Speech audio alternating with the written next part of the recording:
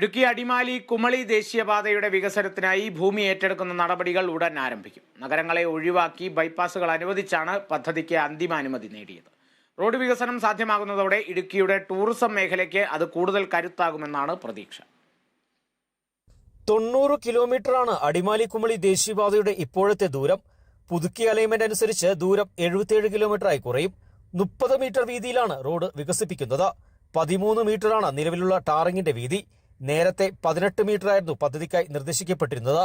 എന്നാൽ പുതുക്കിയ വിജ്ഞാപനമനുസരിച്ച് 30 മീറ്റർ വീതിയിൽ സ്ഥലമേറ്റെടുക്കും. ഇതിനുള്ള സർവേ പൂർത്തിയായി കഴിഞ്ഞു. കൊടുംവളവുകൾ നേരെയാക്കുന്നതിന് പരമാവധി പ്രാധാന്യം കൊടുത്തിട്ടുണ്ട്. കൂടുതൽ പാലങ്ങൾ നിർമ്മിച്ച് ടൗൺഷിപ്പുകൾ ഒഴിവാക്കി ബൈപ്പാസുകൾ അനുവദിച്ചാണ് റോഡ് വികസിപ്പിക്കുന്നത്.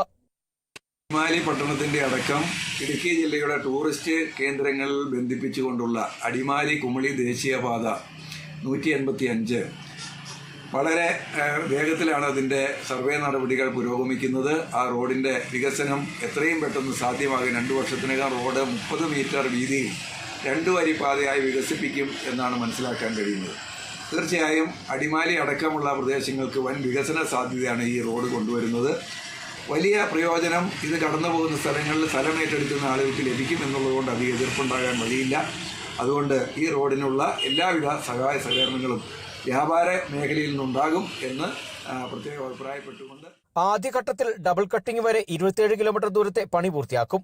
ഈ പ്രദേശത്ത് ഏറ്റെടുക്കുന്ന ഭൂമിക്ക് നഷ്ടപരിഹാര തുക വിതരണം ചെയ്യുന്നതിനായി വിജ്ഞാപനം ഉടനുണ്ടാകും. ഇതിന് മുന്നോടിയായി സർവേ കല്ലുകളും സ്ഥാപിക്കും. സ്ഥലമേറ്റെടുത്ത് വേഗത്തിൽ പൂർത്തിയാക്കി ഈ വർഷം തന്നെ നിർമ്മാണം തുടങ്ങാനാണ് ദേശീയപാത വിഭാഗത്തിന്റെ തീരുമാനം. Kerala vision news, Idukki.